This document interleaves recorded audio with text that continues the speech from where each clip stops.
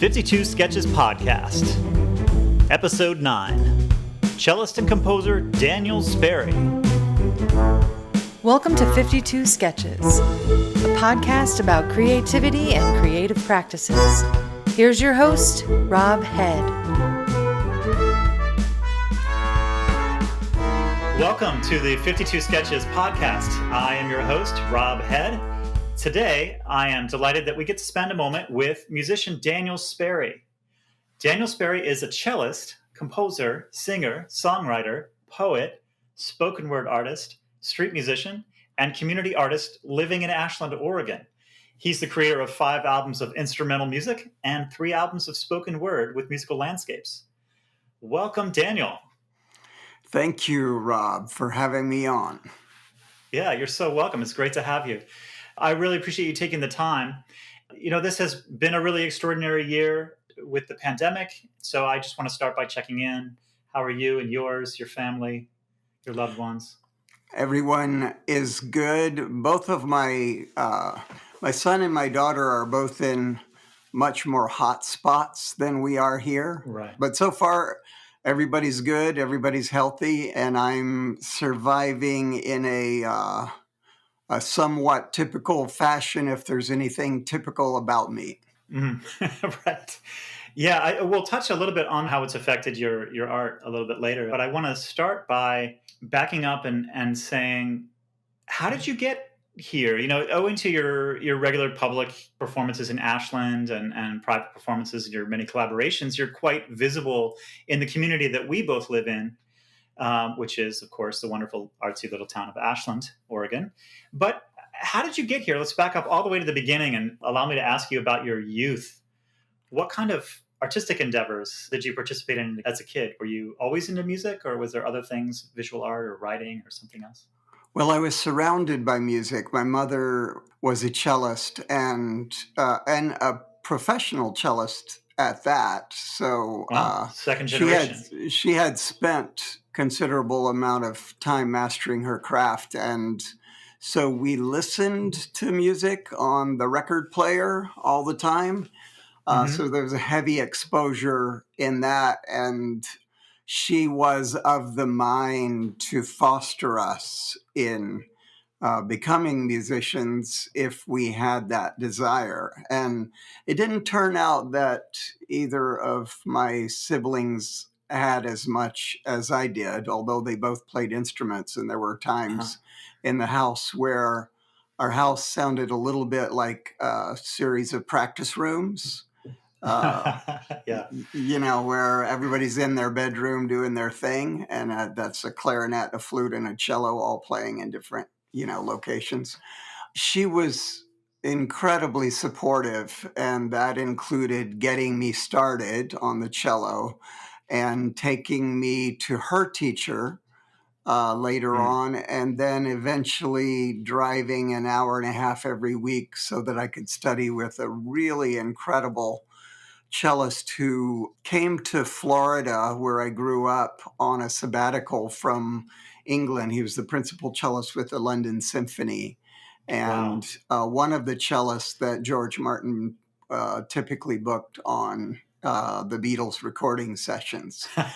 So I was just watching videos about those sessions. That's amazing.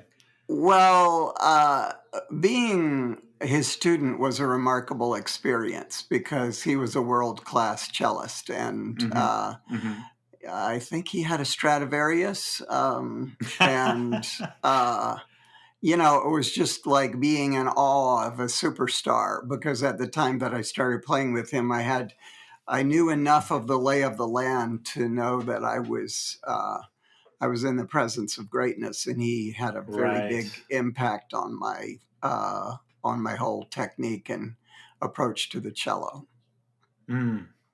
So that was a beginning. Yeah, sounds like a really strong early mentor or model of what you could pursue. Yes, for sure. Yeah, your family reminds me a lot of my own. My father was a trumpet professor. My grandmother was a piano teacher and church organist. And so we all sort of grew up with it, which is an incredible, sort of, I don't know if blessing is the right word, or, opportunity. my son-in-law, in fact, his mother managed to raise effectively a string quartet Really?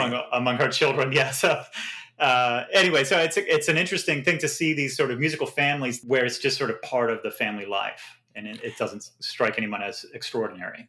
I think anymore, you almost have to be part of some kind of lineage like that. It's not that Mm, easy to become a string player. There are, hmm. huge hurdles. One of them is you sound terrible for quite a while. Right. So, you have to have all kinds of encouragement and actually have some vision of what your goal is. And all of that just doesn't come, out of thin air. Right. Right. Yeah, having that model and seeing that it's possible and not some mysterious thing that you only see on TV is I think one of the benefits of that. Certainly in my own life. Yeah. Well, So how did you get? Where did you go from there? Did you go and study at a conservatory, a university? Did you take a different path? Where did you go from there? well, I could say that I took a different path. It wasn't nearly as well planned out as it could have been, or maybe should have Mm, been, but it was what it hmm. was. My teacher, Nelson Cook, took me to my first symphony audition, and that Mm, was in Florida. So at 17, I was playing in the Gulf Coast Symphony, which is one of the main, maybe the main professional orchestra in Florida.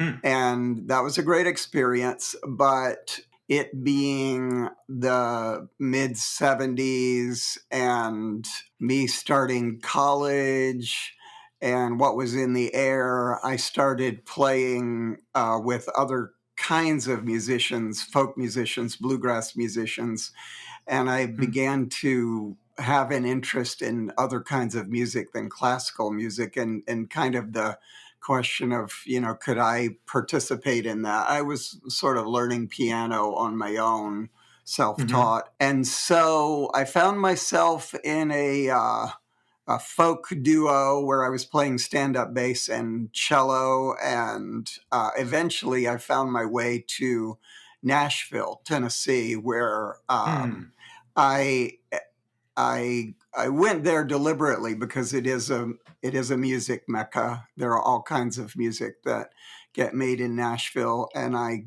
got a seat in the cello section of the Nashville Symphony, which was oh, beautiful. that was a big deal at the time. That's a major orchestra, and Hmm. it paid decently. And I also began to get recording sessions, like jingles and demos and things like that, which Right. especially at that time, there was a huge industry in that sort of thing. And the biggest development there was that I began to play in a band with a musician, singer songwriter whose name is Matt Gaden. He's the one who wrote the big R&B hit "Everlasting Love."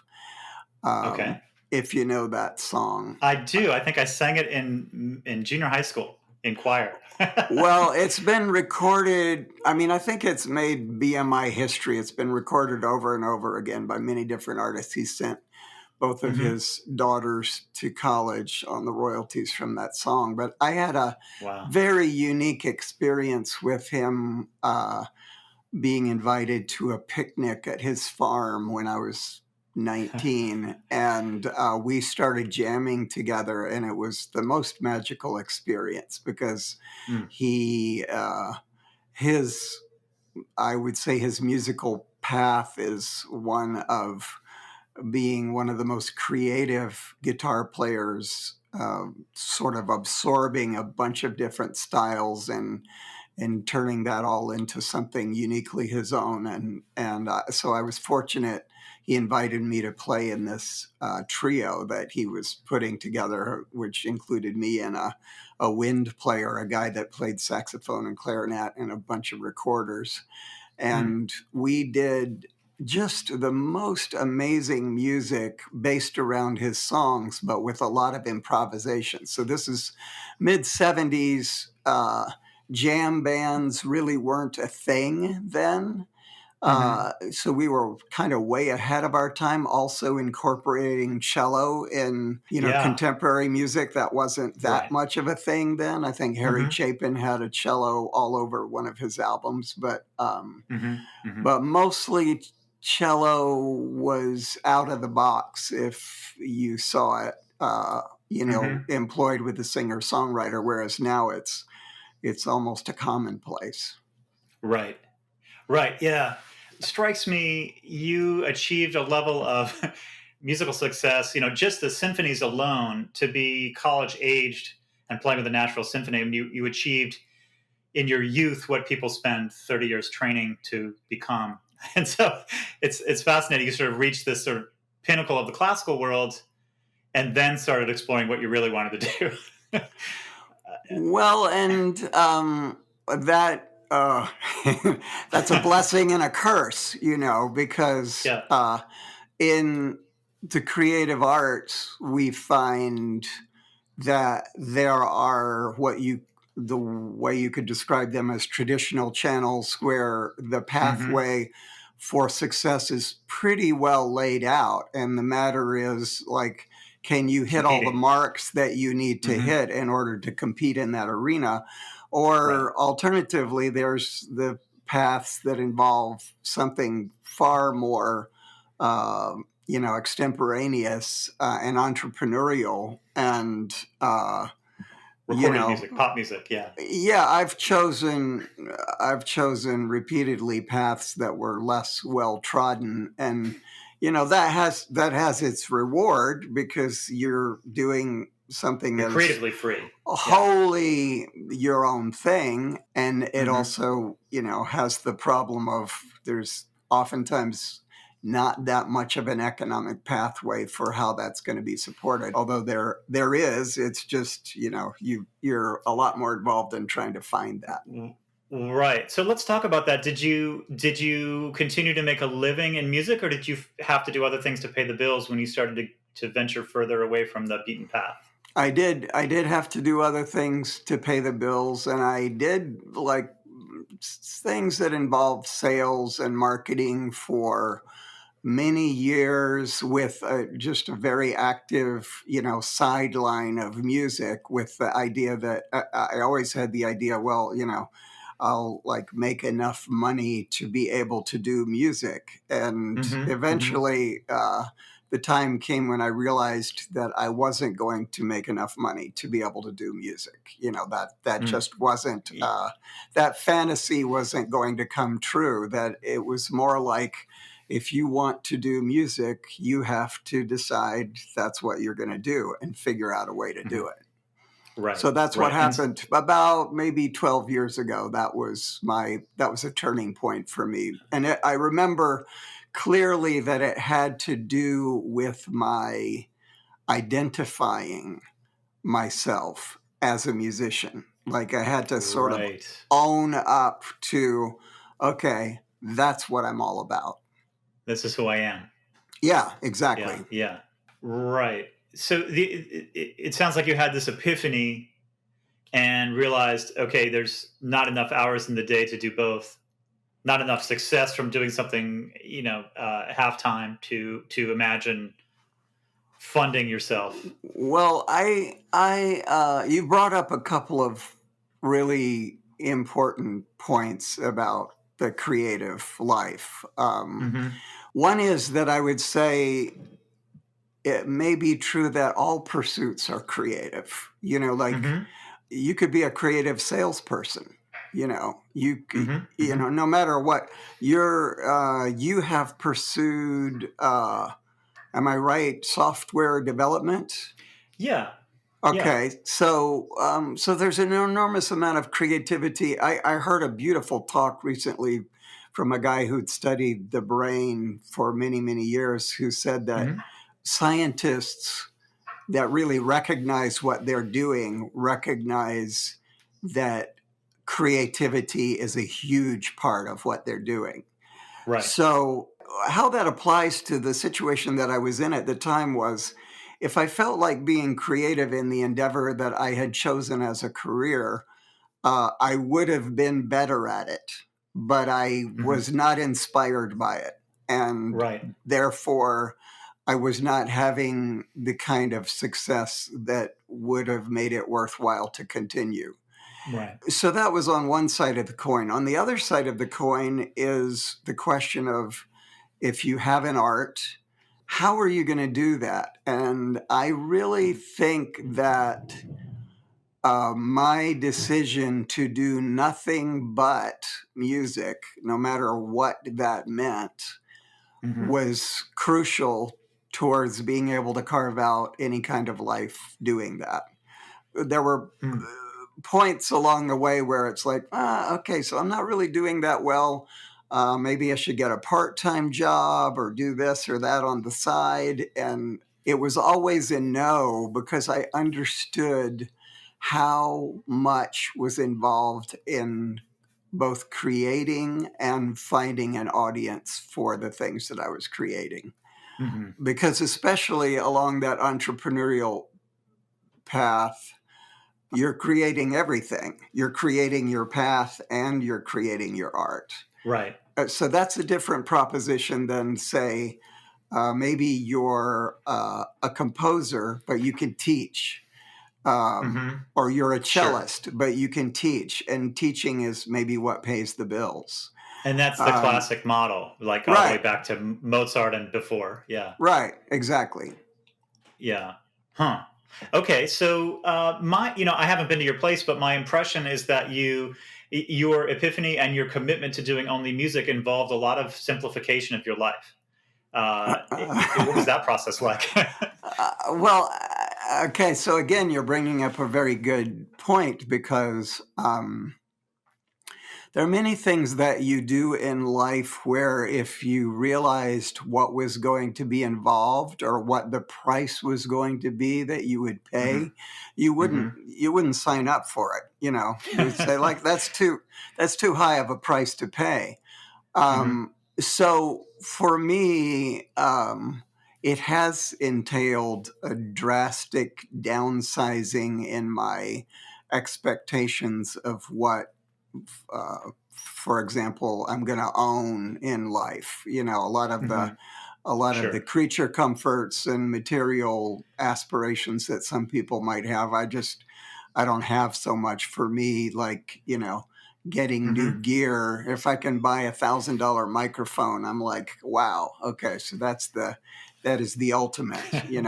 Right. So I am extremely happy and content in my space, which, right now I've recently upgraded a lot of the recording gear. So I'm operating with Very better exciting. equipment Yeah. than Uh I huh. Uh huh. have in 10 years. And it is a place where basically entering the space makes me feel at home, and like this is where I can tinker and try things and Mm. come up with Great. the future.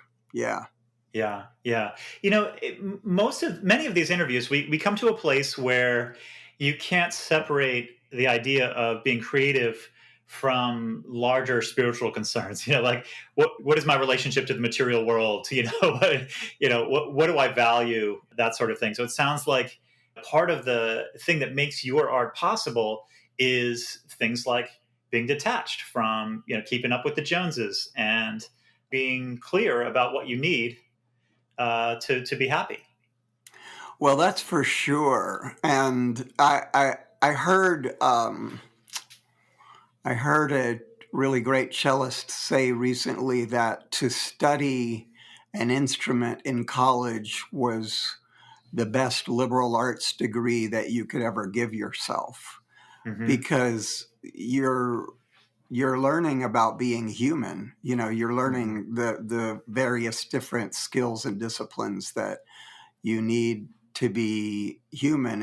And when you said, being detached, one of the things that I immediately went to is a very interesting dichotomy that exists when you're performing, which is that one of your jobs is to convey emotion. Hmm.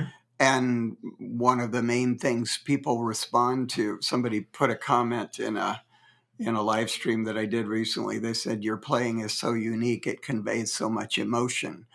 That's the kind of thing you'd love to hear. Yeah. Well, of course, that is Right. Yeah. okay. Mission accomplished. That's what I Yeah. was. That's what I That was was what I hoping was for. doing. On the other hand, I can't be taken away by the emotion that I'm expressing. I have to operate my instrument and the instrument of my body in such a way that it will convey that message without myself becoming consumed by it. So Yeah. that's a Hmm. spiritual practice all of its own, because Yes. you have something you're putting out to the world and what you Hmm. hope to convey, but to the degree that you get lost in it or caught up by it too much, then Hmm. you lose You can't your, execute the craft. yeah, Yeah. you can't execute what you need to execute.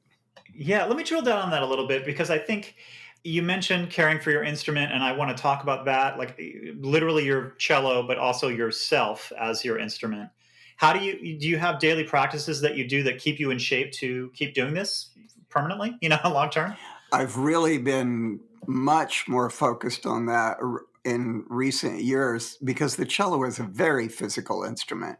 So Hmm. I do a whole practice that involves wrist stretches and arm stretches. And I'm fortunate because I've been able to develop, with the help of some expert people, some things that are extremely good for the fact that I sit sometimes, 3 hours a day doing a very bizarre thing with both of my hands. I Right. don't think as humans we're constructed to press our fingers against steel strings, over long, long Right. periods of time. But that's exactly what I do. So, Right. so I have to do various kinds of yoga and particular targeted practices that are there to Hmm. just keep Hmm. myself in as good a shape as possible.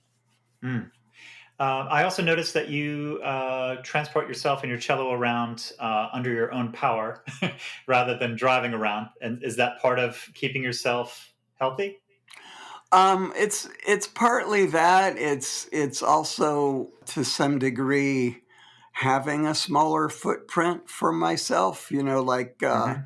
I Sure. I'm fortunate because my partner and I can share a car when there's a need A for need. a gig that's out of town. But Ashland is a very blessed town for biking. You can do Hmm. a lot of what you need to do on a bike, and my bike is electric assist, so Oh, I nice. really have no That's the excuse secret. Yeah. for going anywhere, even up in the hills on my bike. So it's a Uh-huh. combination of it kind of fits the lifestyle of trying to be active and as strong as possible, and kind of minimizing the need for an insurance payment or a car payment or anything like that. Right. Right. Okay. So, how did you find? What are your current channels of expression, and more to the point, what are your streams of support and sustainability that keep you able to continue?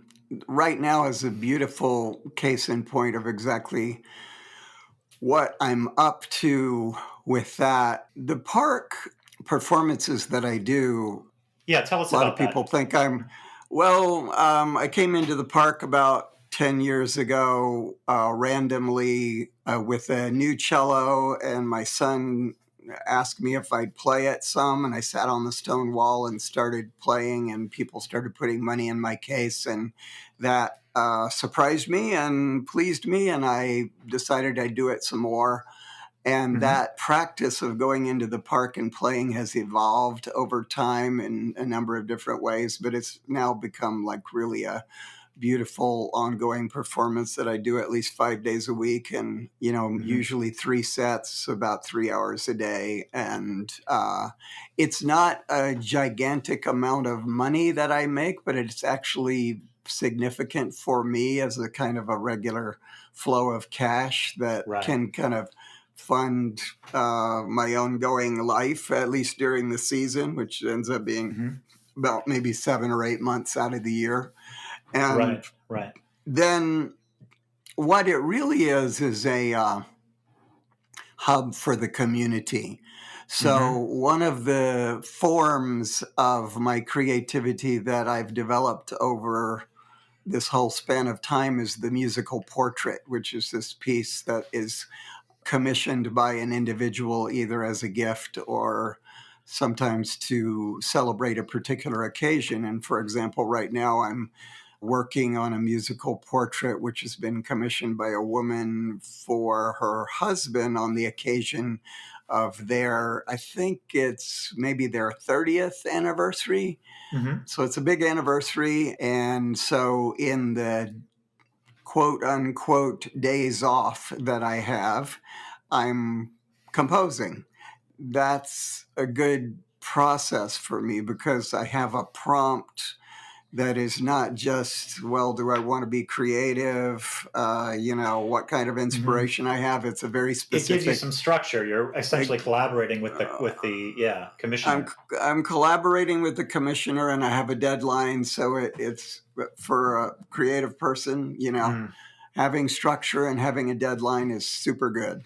Yeah, yeah. I feel seen right now. That's how I Yeah, work too. I exactly. can't do it. Right. Yeah, Yeah. just be creative. I'm completely paralyzed. But like, Hmm. okay, by Wednesday we need X. Okay, cool. Right. I can do It's a whole different that. deal. Yeah. Yeah, totally. Yeah, beautiful. Are there other things that you're doing? So you've got these commissioned compositions. You play in the park. And by the way, a lot of our audience won't know this, but you're sort of a fixture. You're one of the features of Lithia Park when people come to visit Ashland. And I suspect if people were to Google cello in Lithia Park or even dancing in Lithia Park, they would find many a video of you. Yeah, I think uh, that's true. Yeah. in other words, it's part of the community in a way that is really special. It's fascinating. Well, it's beautiful, particularly because then I will become part of people's weddings. I Mm-hmm, will become part of people's memorial services. mm-hmm, I will sometimes be invited for, men have invited me to come and play for an anniversary dinner, mm, So all yeah. of the kinds of community gatherings and celebrations that people want to have and make special with live music, I Mm-hmm. tend to become a part of a lot of those kinds of things. Yeah. I want to ask you about your I don't know if multimedia is quite the right thing. Your spoken word projects. You've done several albums of spoken word with cello, and I wonder, and with other tracks, and which poets and writers have inspired you, and to score their words, and tell us about that. Well, this was again a thing where I was trying to come up with a way to do a performance that would be more interesting than just a whole evening of instrumental music, which, that Mm-hmm, has its own appeal, but I wanted to break it up, and I'm a mm-hmm, big fan of various kinds of poetry, and I began to look at Rumi. Along the way, I discovered William Stafford, Naomi Shihab Nye. There were certain few books of collections that had a big impact on me.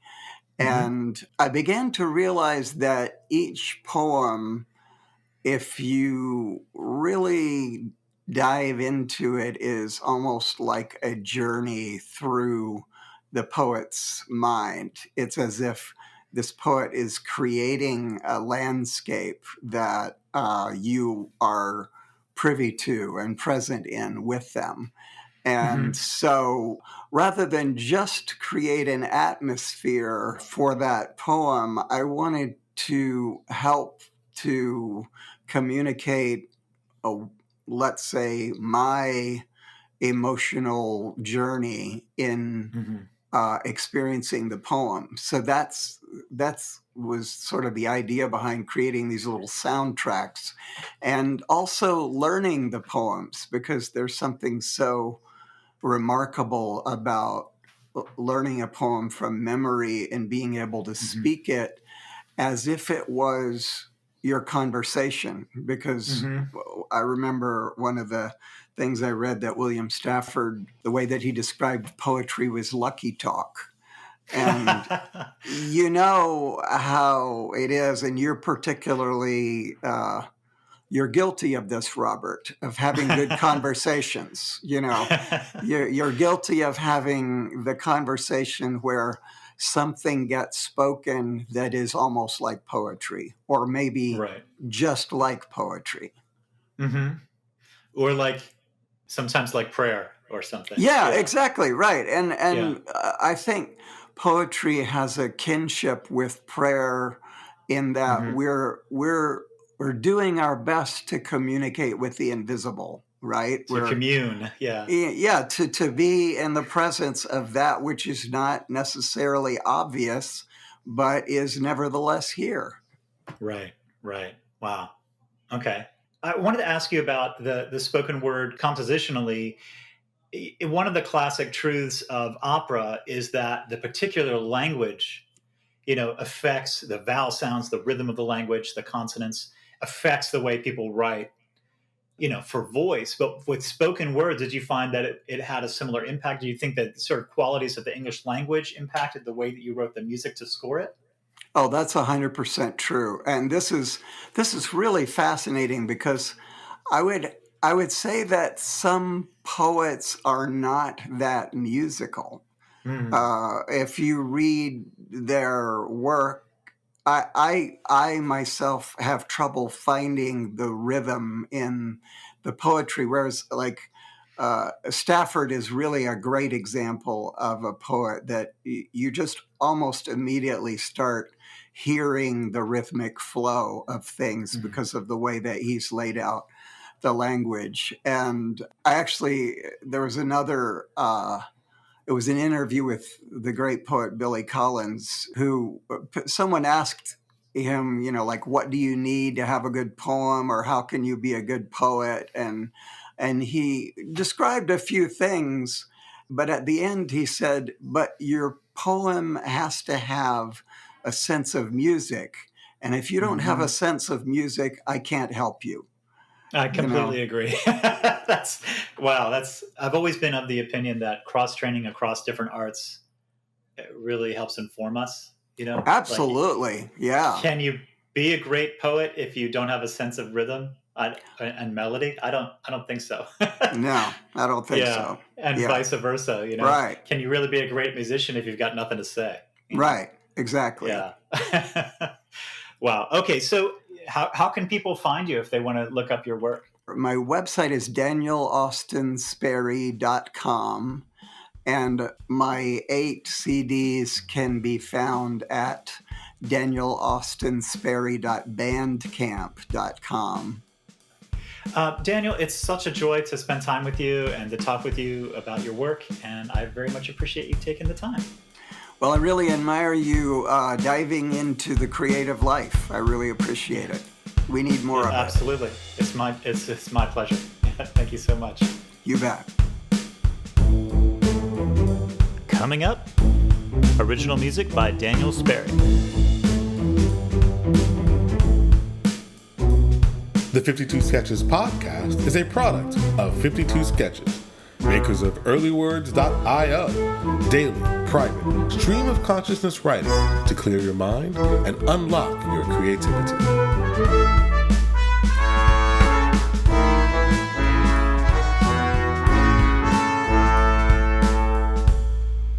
Now, Deep Inside and Over by our guest, Daniel Sperry.